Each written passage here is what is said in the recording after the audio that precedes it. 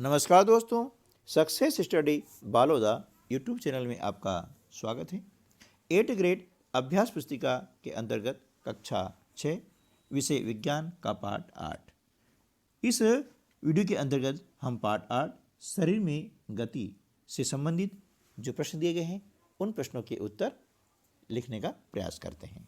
तो चलिए शुरू करते हैं आज का वीडियो। प्रश्न क्रमांक 1, हमारे शरीर के लिए संधि की क्या उपयोगिता है? इसका उत्तर हो जाएगा, विभिन्न गतिविधियों एवं विभिन्न प्रकार की गतियों के लिए हमारे शरीर के लिए संधि आवश्यक है ना। क्योंकि विभिन्न गतिविधियां कर सकें और विभिन्न प्रकार की गति करने के लिए हमारे शरीर के लिए संधि आवश्यक है और इन्हीं के लिए संधि की उपयोगिता है। ठीक है ना। प्रश्न क्रमांक 2, कशेरुका किसे कहते हैं? एक मेरुदंड में कितनी कशेरुकाएं होती है? इसका उत्तर हो जाएगा, छोटी छोटी अस्थियों को कशेरुका कहते हैं।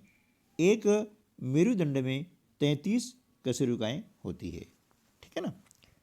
अगला प्रश्न है प्रश्न क्रमांक 3, घोगा किस प्रकार चलता है? इसका उत्तर हो जाएगा, घोगा पेशीय पाद की सहायता से चलता है। प्रश्न क्रमांक 4, हम अपने शरीर की अस्थियों को किसके माध्यम से दे सकते हैं? अस्थियां मतलब हड्डियां, है ना। तो हम हमारे शरीर की हड्डियों को किस प्रकार से किस माध्यम से दे सकते हैं, है ना। अस्थि का मतलब होता है हड्डी, ध्यान रखना है ना। इसका उत्तर हो जाएगा कि हम अपने शरीर की अस्थियों को एक्सरे के माध्यम से देख सकते हैं। आपने देखा होगा कि आपके घर में या घर के आसपास या कहीं रिश्तेदार में, है ना, किसी की हड्डियाँ फ्रैक्चर हो जाती है, एक्सरे करवाते हैं और उसमें हमें हड्डियाँ दिख जाती है। प्रश्न क्रमांक 5, कंदुक खल्लिका संधि शरीर के किस अंग में पाई जाती है? बताइए और कंदुक खल्लिका संधि का नामांकित चित्र बनाइए। तो देखिए यहाँ पर आप देख रहे हैं, ये कंदुक खल्लिका जो संधि है ना, आप देख रहे हैं ये हो गया, आपकी श्रोणी संधि हो गई है और ये जांघ की अस्थि हो गई है। ठीक है ना। तो कंदुक खल्लिका संधि जो होती है, कंदुक खल्लिका संधि हमारे शरीर में कंधे में पाई जाती है ना। जो कंधा हमारा होता है ना, इसमें क्या होता है, इसको हम चारों तरफ से ऐसी गतिविधि करवा सकते हैं। ठीक है। प्रश्न क्रमांक 6, एक अस्थि को गति देने के लिए पेशियां किस प्रकार से कार्य करती है? आप यहाँ देख सकते हैं, है ना।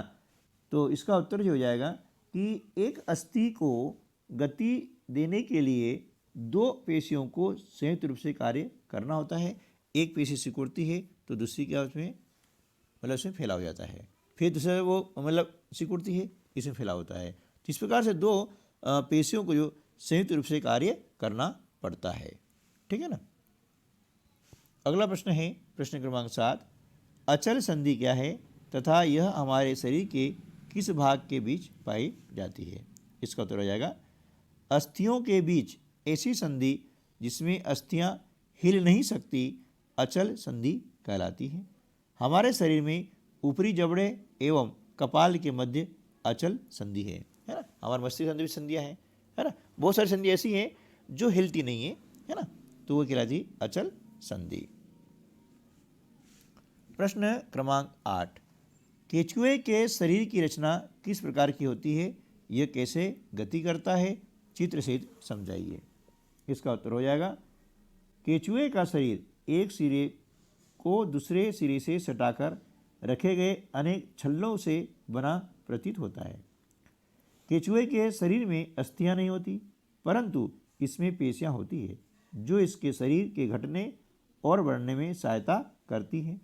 चलने के दौरान वह अपने शरीर के पश्च भाग को भूमि से जकड़े रहता है और अग्रभाग को फैलाता है। इसी प्रकार से केंचुआ जो गति करता है, आप देख रहे हैं यहाँ गति कैसे करता है, ये है ना, ये आप यहाँ पर देख रहे हैं ये। ठीक है ना। प्रश्न क्रमांक 9, उपास्थि से आप क्या समझते हैं? कोई एक उदाहरण दीजिए। इसका उत्तर हो जाएगा, कंकाल के कुछ अतिरिक्त अंग भी हैं जो हड्डियों जितने कठोर नहीं होते हैं और जिन्हें मोड़ा जा सकता है, उन्हें उपास्थि कहते हैं। कान के ऊपरी भाग में उपस्थित होती है ना, कि वो क्या होती है, कठोर नहीं होती है। ठीक है ना। अगला प्रश्न है पसली पिंजर क्या है ना। पसली पिंजर क्या है, चित्र से समझाइए। तो आप देख रहे हैं ये चित्र है, ये है पसली पिंजर का, है ना, ये सारी पसलियां हैं, है ना। ठीक है, ये, और इसके अंदर क्या होता है, ये हृदय होता है ना, फेफड़े इसके अंदर होते हैं। ठीक है ना, ये हो गया पसली पिंजर। अब क्या होता है, हम उसको थोड़ा सा वर्णन कर लेते हैं कि पसलियां विशेष रूप से मुड़ी हुई होती है। देखा ना हमने कि विशेष रूप से मुड़ी होती है। वे वक्ष की अस्थि एवं मेरुदंड से जुड़कर एक बक्से की रचना करती है। इस शंकुरूपी बक्से को पसली पिंजर कहते हैं।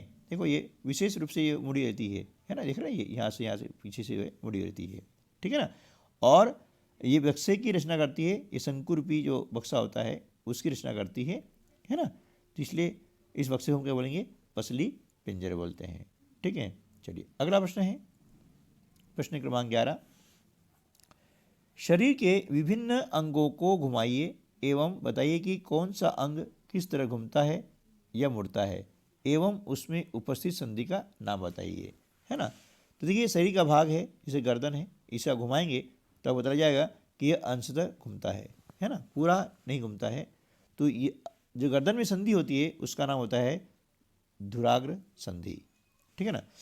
इस वजह से कलाई होती है, यह पूर्णतः घूम जाती है ना। तो यहाँ पर होती है कंदुक खल्लिका संधि, तो इसमें ये जो होती है चारों तरफ घूम जाती है। घुटना होता है, अब घुटने में अंशतः घूमता है ना। अब देखा होगा जैसे दरवाज़ा खुलता है इस प्रकार से घुटना जो है खुलता है ना। इसे बोलते हैं हिंज संधि या कब्जा संधि। जैसे हमारा दरवाजे में कब्जा होता है ना, और एक तरफ खुलता है एक तरफ बंद हो जाता है, इसी प्रकार से ये घुटना भी होता है। कोहनी, अब कोहनी भी इस प्रकार से अंशतः घूमती है। इसको देखते हैं कब्जे की तरह ये मतलब खुलता है बंद होता है, जिसे दरवाजा होता है, तो वहाँ पर होती है हिंज संधि, इसे हम कब्जा संधि भी कहते हैं। भुजा ये पूर्णतः घूमता है, और यहाँ होती है कंदुक खल्लिका संधि हमारे कंधे पर। एड़ी, अब एड़ी भी जो है ये घूमती नहीं है, इसलिए यहाँ हो गई अचल संधि हो जाती है। पीठ भी घूमती नहीं है, पीठ का हिस्सा होता है वो घूमता नहीं है ना, तो वहाँ अचल संधियाँ हैं। सिर इसमें अंशतः घूम जाता है, तो यहाँ पर हो गई धुराग्र संधि।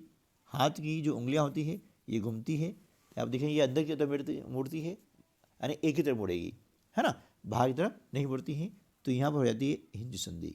ठीक है ना, जो एक तरफ मुड़ती है खुलती बंद होती है, तो जैसे दरवाज़ा खुलता है बंद होता है ना, तो दरवाजे में जैसे कब्जा लगा रहता है ना, ऐसा ही ये कब्जे के रूप में होता है, उसका नाम होता है हिंज संधि या कब्जा संधि।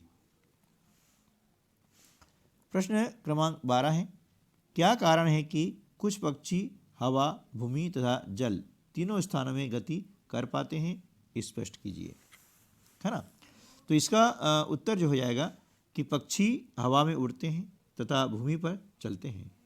बतख तथा हंस जैसे कुछ पक्षी जल में तैरते भी हैं। पक्षी इसलिए उड़ पाते हैं क्योंकि उनका शरीर उड़ने के लिए अनुकूलित होता है। उनकी अस्थियों में वायु प्रकोष्ठ होते हैं, जिनके कारण उनकी अस्थियां हल्की परंतु मजबूत होती है ना। वायु प्रकोष्ठ होने का कारण होता है उसके अंदर वायु भरी हुई रहती है।